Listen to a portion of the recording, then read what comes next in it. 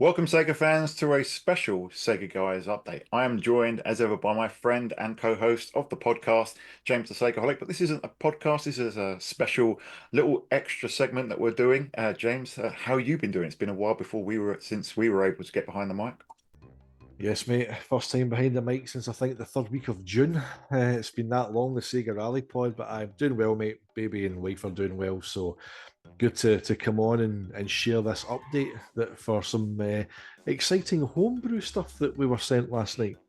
Exactly. So last night, you texted me about 11 o'clock. At the time of recording this, it is Sunday morning. You received this at 10 o'clock Saturday night, hoping to air this Monday night. But yeah, you got a very special little package that, if you'd like to share that with our viewers.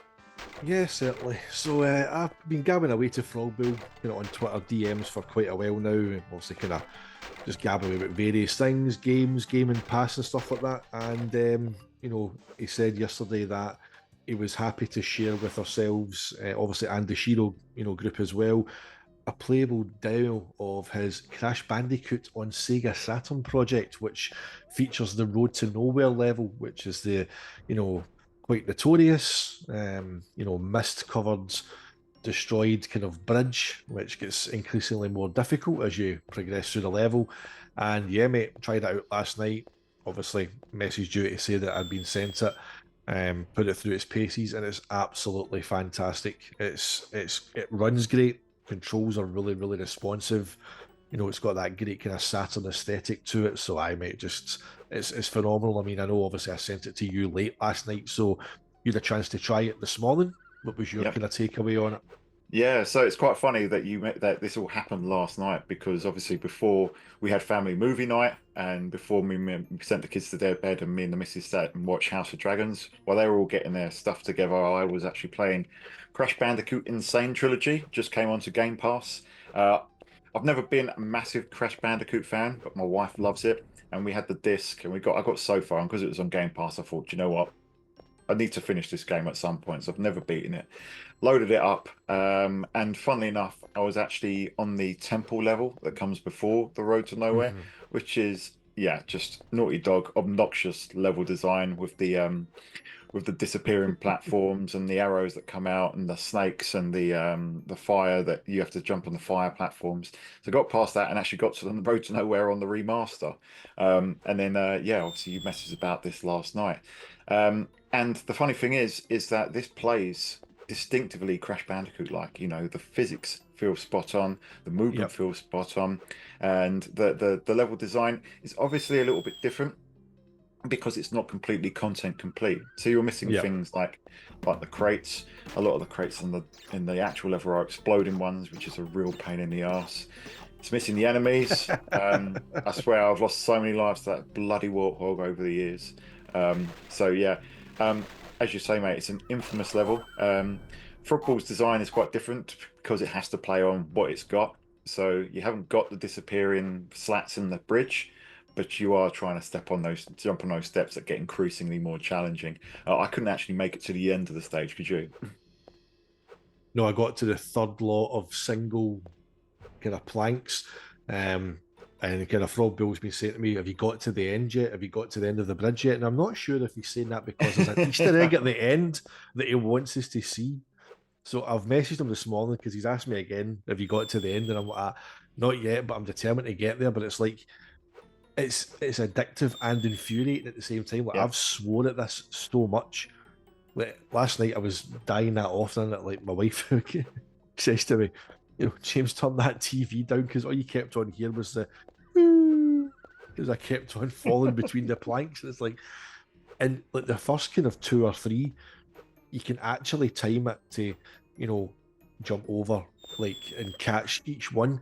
It's not until it gets to the single planks where I need to stop and then try and get the weight of the press on the D-pad while pressing A for just the right timing to get it.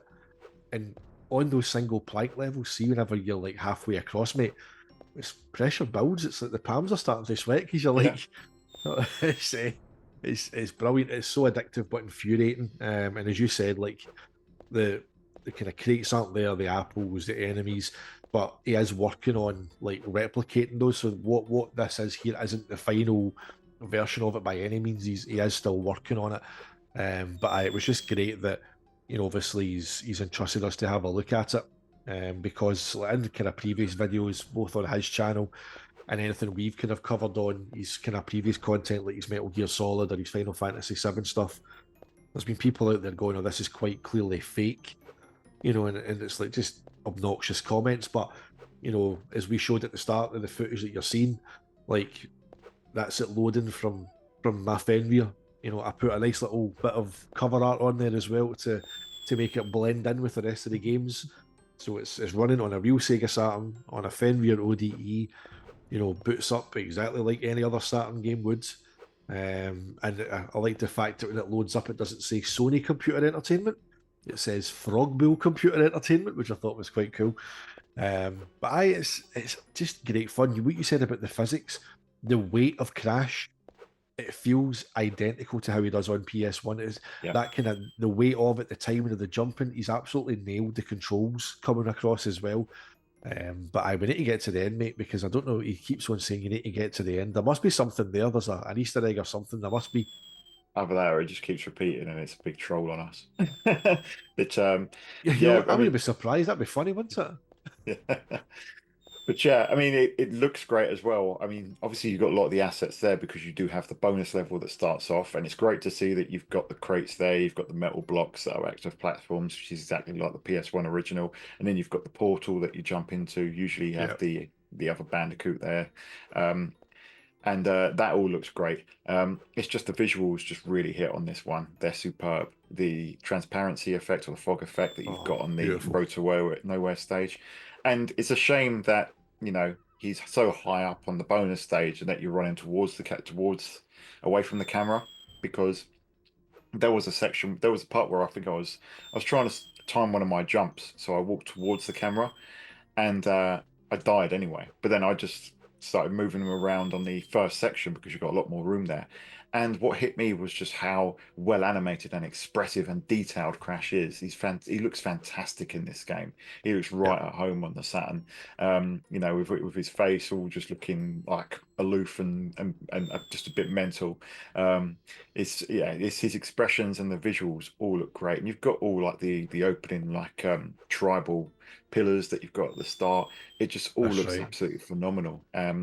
From what I understand, I think Frogbull was saying that he was trying to work on maybe like a level editor or something. Maybe misremembering, but I'm sure he said something to that effect when he first revealed this a number of months ago. But yeah, it'd be interesting to see where this comes, especially with Frogbull working on so much at the moment. He seems to have in his hand in about five different projects. I think that's how he keeps himself motivated, mate. He'll do a bit on one, and he'll move to Grand Theft Auto, and he'll do a bit of Shadow Moses and Metal Gear Solid, and he might come back to Final Fantasy VII, and he'll go back to Crash Bandicoot. It's like he doesn't pick easy games, does he? He picks like No, absolute massive, legendary, big hitting titles. But as you say, like the aesthetic of Crash, like if you make him face the camera before you start jumping across all the bridges and press B on the controller, he'll stand and give it the whole pose, looking side to side with the eyebrow up. It's and as we said, it's got that beautiful chunky Saturn aesthetic. It's Crash Bandicoot, but there's no mistaking it's on Saturn. It's got that beautiful aesthetic look to it, but it runs so well. It's so playable. yeah, it really is. I reckon that he should change the he's got this Frogball computer entertainment.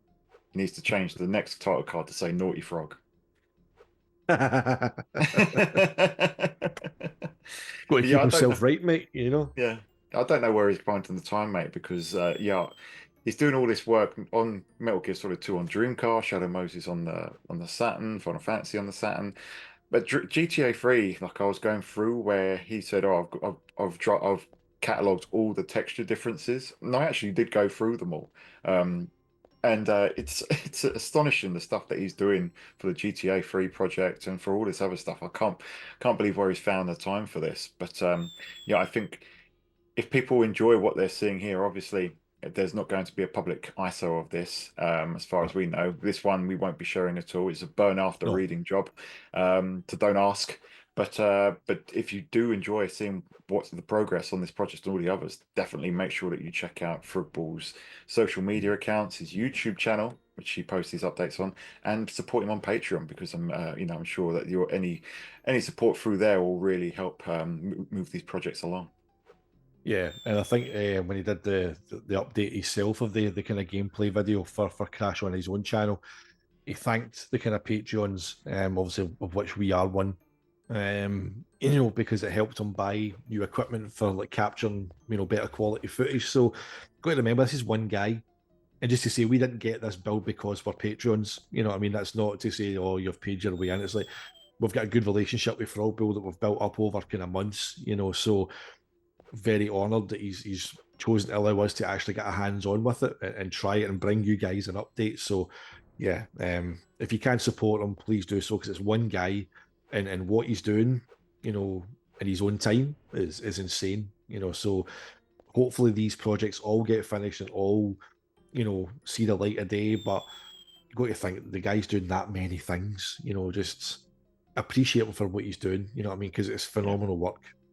It really is. And speaking of those projects, you can stay on top of those news as we bring it to you. You can follow Frogbull, but we will report on those updates as much as we can. So if you've enjoyed what you've seen today, give us a like and a subscribe because that really helps the channel. And hit that bell for notifications if you want to stay on top of more content just like this. And if you want to be extra mega, think about becoming a member with a bunch of exclusive perks from as little as just 99 pence. But that's all from today. I've been Dan the Mega Driver. This has been James the Segaholic. We are the Sega guys, and we will see you on the Sega side. Booga booga.